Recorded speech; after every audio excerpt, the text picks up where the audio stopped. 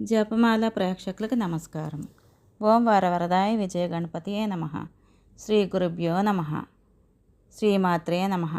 ఈ భాగంలో మనము రాక్షసులు ఇంద్రుడు యుద్ధాన్ని మిగిలిన భాగం విందాము. ఈ కోలాహలం విని మహిషాసురుడు మండిపడ్డాడు. తామ్రుడిని పంపించాడు. రణరంగానికి వస్తూనే మహామేఘంలాగా దేవసైన్య సముద్రం మీద బాణవృష్టి కురిపించాడు. అతన్ని వరుణుడు ఎదిరించాడు. యముడు దండాయుధుడే సంహరించాడు. దండాయుధం దెబ్బకి చెక్కు చెదరకుండా నిలబడ్డ తామ్రుడిని చూసి యముడు క్షణకాలం ఆశ్చర్యపోయాడు.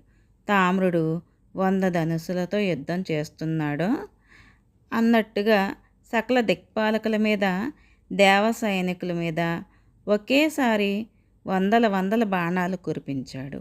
అష్టదిక్పాలకులు అందరూ కలిసి ఒక్కసారిగా విజృంభించారు. తామ్రుణ్ణి తుదముట్టించారు. దానవసేన శిబిరంలో హాహాకారాలు మిన్నుముట్టాయి. అంతా భయకంపితులైపోయారు. ఈసారి మహిషాసురుడు స్వయంగా రణరంగంలోకి దిగాడు. గదాయుధం ధరించి కదిలి వచ్చాడు. ఈరోజే దేవతలందరినీ మట్టు పెడతాను అంటూ ప్రతిజ్ఞ చేసి ఏనుగును ఎక్కి వచ్చాడు. వస్తూనే ఇంద్రుణ్ణి మీదకు దూకి గద వేశాడు. శచీపతి వజ్రాయుధంతో దాన్ని భగ్నం చేశాడు. మహేషుడు కత్తి దూశాడు. ఇద్దరికీ ద్వంద్వయుద్ధం భీషణంగా భీకరంగా జరిగింది. రాక్షసేశ్వరుడు తన మాయలన్నీ ప్రదర్శించి ఆశ్చర్యకరమైన ఆయుధాలను ప్రయోగిస్తూ దేవసైనికులను మట్టి కరిపిస్తున్నాడు. సర్వలోక సంహారకమైన శాంబరి విద్యను స్మరించాడు. అది మునులను కూడా మోహపరిచే విద్య. కోటాను కోట్ల మహిషాసురులు అదే రూపం, అదే శక్తి, అదే ఆయుధం, అదే పరాక్రమం ఆవిర్భవించారు. దేవవాహినిని చీల్చి చెండాడుతున్నాడు. వజ్రపాణికి మతిపోయింది. భయంతో వణికిపోతున్నాడు. యమ వరుణాదులు ఏం జరుగుతుందో తెలుసుకోలేకపోతున్నారు. కాలు చెయ్యి ఆడక నిశ్చేష్టలే నిలబడిపోయారు. ఇక దేవసేనల సంగతి చెప్పనే అక్కర్లేదు. అందరినీ భయం అలుముకుంది. పారిపోవడానికైనా దిక్కుతోచడం లేదు. త్రిమూర్తులను తలుచుకుంటున్నారు. క్షణంలోనే త్రిమూర్తులు ప్రత్యక్షమయ్యారు. విష్ణుమూర్తి ఇది శాంబరి విద్య అని గ్రహించాడు. సుదర్శన చక్రాన్ని ప్రయోగించాడు. అది ఆ మాయాశక్తిని పటాపంచలు చేసింది. ఎవరా ఈ పని చేసిన వీరుడు అన్నట్టు మహిషాసురుడు తేరిపారా చూశాడు. త్రిమూర్తులు తమ తమ వాహనాలపై కనిపించారు. పరిగా ఆయుధాన్ని చేపట్టి లంఘించాడు. అశ్లోమ, త్రినేత్రక, భాస్కల, అంతక, ప్రబల దండనాయకులు మహిషాసురుడికి బాసటగా నిలిచారు. ధనుర్ధారులై రథారూఢుడై త్రిమూర్తుల వైపు దూసుకొని వచ్చారు. శరవృష్టి కురిపించారు. బ్రహ్మ, విష్ణు, మహేశ్వర్లు కనిపించడంతో దేవసేన ధైర్యం వచ్చింది. జూలు దులిపి సింహాల్లా విక్రమించారు. రాక్షస సేనల్ని ఎదిరించారు. అంధకుడు ధనుస్సును చెవిదాకా ఎక్కుపెట్టి విషసిక్త బాణాలను పరంపరగా ప్రయోగిస్తున్నాడు. వాసుదేవుడు ఆ బాణాలను అన్నింటినీ తన బాణాలతో ఖండిస్తున్నాడు. ఉన్నట్టుండి అంధకుడు శివుడి మీదకి దృష్టి సారించాడు. ద్వంద్వ యుద్ధానికి తలపడ్డాడు. ముసల, గద, శక్తి, పరస్వదాది భీషణ యుద్ధాలతో విరుచుకుపడ్డాడు. 15 రోజుల పాటు వీరిద్దరికీ ఘోర సంగ్రామం జరిగింది. త్రినేత్రుడు యముడితో, అసులోముడేమో వరుణుడితో కలియబడ్డారు. హోరాహోరీగా యుద్ధం సాగుతుంది. ఎవరికి తీసిపోకుండా యుద్ధం చేస్తున్నారు. మహిషుడు విసిరిన గద గరుత్మంతుడికి బలంగా తగిలింది. బాధ తట్టుకోలేక గట్టిగా మూలిగి నిట్టూర్చాడు. విష్ణువు తన కుడి చేతితో నిమిరి వాదార్చాడు. గరుడు క్షణంలో తేరుకున్నాడు. శ్రీహరి తన శార్గాయుధాన్ని అందుకొని దశ దిశలా బాణాలను పిడుగుల్లా కురిపించాడు. ఇది చూసిన అంధకుడు శివుణ్ణి వదిలేసి మళ్ళీ విష్ణుమూర్తిపై దృష్టి సారించాడు. బాణాలకు బాణాలతో సమాధానం చెప్పాడు. సౌరికి కోపం తీవ్రమైంది. చక్రాన్ని ప్రయోగించాడు. అంధకుడు తన చక్రాయుధాన్ని ప్రయోగించాడు. సుదర్శనాన్ని దారి తప్పించాడు. విజయగర్వంతో వికటాటహాసం చేశాడు. సుదర్శనాయుధుడు గురి తప్పి విఫలం కావడం కని విని ఎరగని అంశం. శౌరి ఆశ్చర్యపోయాడు. దేవతలు హాహాకారాలు చేశారు. క్షణంలో తేరుకున్న శ్రీహరి తన కౌమాదికి గద గురి చూసి విసిరాడు. అది సరాసరి వెళ్ళి వాడి తలకు ఢీ కొట్టింది. కళ్ళు బయర్లు కమ్మాయి. రథం నుంచి నేలకు దొర్లి పడ్డాడు. మహిషాసురుడికి మతిపోయింది. పిచ్చి కోపంతో వెర్రికేక వేశాడు. రంకెలు వేసి రమానాథుడి వైపు దూకుతూ వచ్చాడు. శ్రీహరి ఇసుక వృష్టి కురిపించాడు. కానీ వాడు చెక్కు చెదరలేదు. దున్నపోతు మీద జడివాన అన్నట్టు అయింది. ఈసారి విష్ణుమూర్తి కౌమాదకితో మోది శిరస్సు మీద బలంగా మోదాడు. వాడు స్పృహ కోల్పోయాడు. దేవతలు కేరింతలు కొట్టారు. దైత్యులు హాహాకారాలు చేశారు. కానీ మరుక్షణంలోనే మహేషుడు తేరుకున్నాడు. పరిగా రివ్వున తిప్పి విసిరాడు. అది సూటిగా వచ్చి సౌరి శిరస్సుకి తగిలింది. తగలడం ఏమిటి, మూర్చపోయాడు. గరుత్మంతుడి పరిస్థితి గమనించి రణరంగం నుంచి తప్పించాడు. దేవతల హాహాకారాలు, రాక్షసుల ఓహోకారాలు మిన్నుముట్టాయి. ఇంద్రాదులు భయంతో గజగజలాడిపోవడం వల్ల విలపించుతూ శంకరుడు ఓదార్పు ధైర్యం చెప్పారు. త్రిశూలం ధరించి మహిషుణ్ణి ఎదిరించాడు. బలం కొద్దీ శిరస్సు మీద పొడిచాడు. వాడు తప్పించుకొని శక్తి ఆయుధం విసిరాడు. అది వచ్చి శివుడి వక్షస్థలాన్ని తాకింది. రాక్షసుడు విజయగర్వంతో వికటాటహాసం చేశాడు. కానీ శంకరుడు చలించలేదు. కోపంతో కళ్ళు ఎర్రబడ్డాయి. త్రిశూలంతో మళ్ళీ పొడిచాడు. వాడు మళ్ళీ తప్పించుకున్నాడు. అంతలోకి మూర్ఛ నుంచి తేరుకున్న విష్ణుమూర్తి రణరంగానికి వచ్చాడు. హరిహరాదులిద్దరినీ కూడా చూడడంతో మహిషాసురుడు యుద్ధోత్సాహంతో ఉరకలు వేశాడు. తన మహిషా రూపాన్ని ధరించి తోక జాడించాడు. దిక్కులు పగిలేలా దేవతలోనే భయపెట్టాడు. భైరవనాదం చేశాడు. ప్రళయకాలం మేఘంలా నల్లని రూపంతో ఆ మహాకాయుడు కొమ్ములు విసురుతూ పర్వతాలను పెళ్లగిస్తూ హరిహరాదుల మీదకి లంఘించాడు.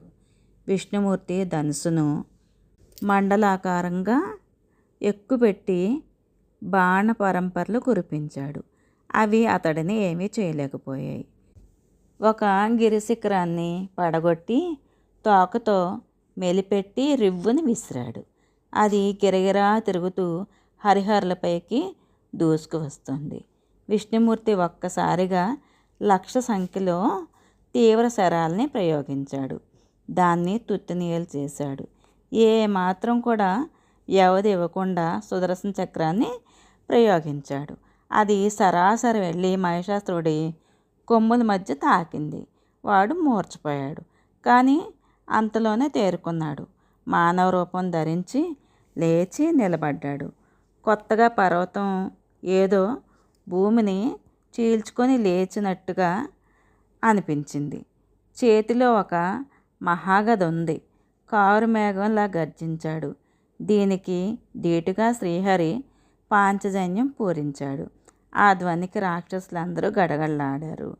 ఋషులు దేవతలు సంతోషించారు.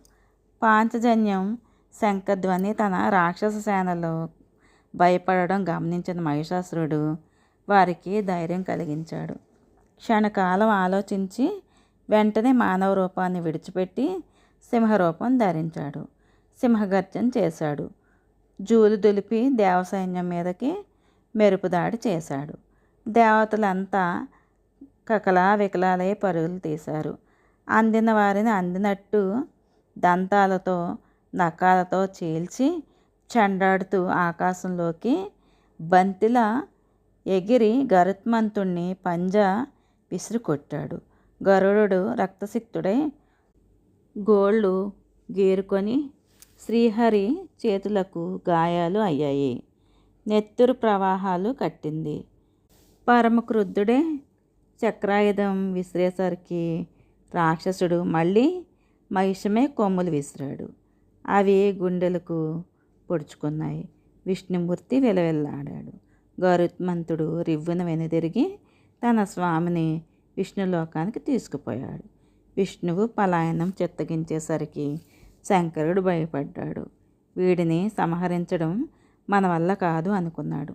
త్రిశూలం భుజాన వేసుకొని కైలాసం చేరుకున్నాడు. బ్రహ్మదేవుడు హంసం తోలుకొని తన లోకానికి వెళ్ళిపోయాడు. ఇంద్రుడొక్కడు వజ్రాయుధం చేతబుచ్చుకొని రణరంగంలో నిలబడ్డాడు.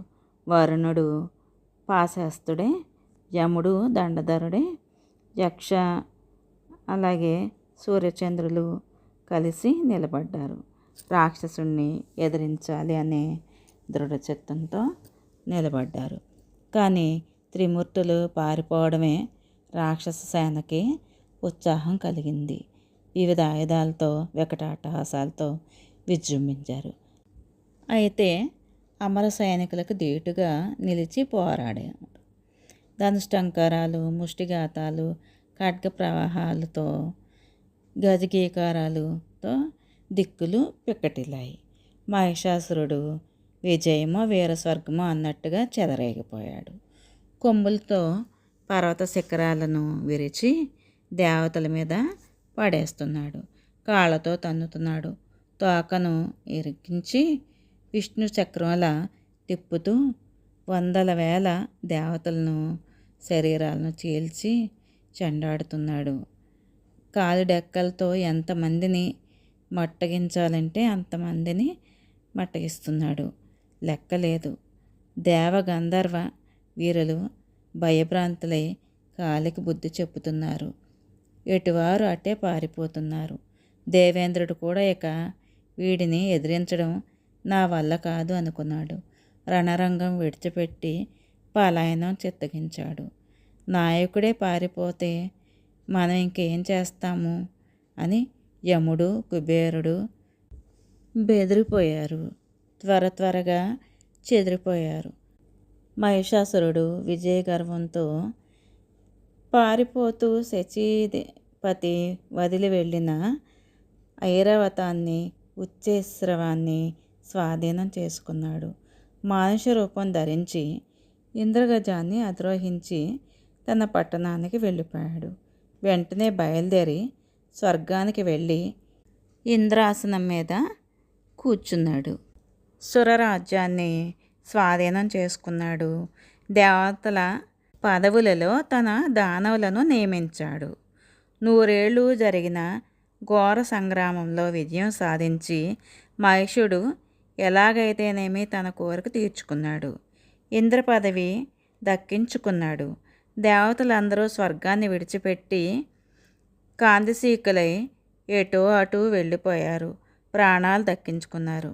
కొండలలో, గుహల్లో, అడవులలో తలదాచుకొని కాలక్షేపం చేస్తున్నారు. ఏళ్ళు గడుస్తున్నాయి. మహిషాసుర సంహారం దేవతల వ్యూహరచన. క్రమక్రమంగా దేవతలు ఒకరొక్కరు బ్రహ్మదేవుడి సన్నిధికి చేరుకున్నారు. చతుర్ముఖుణ్ణి పలు విధాలుగా స్తుతించారు. ఇదేమి విడ్డూరమో విరించి దేవతల పట్ల ఇంత నిర్దయగా ఎలా ఉండగలుగుతున్నావు?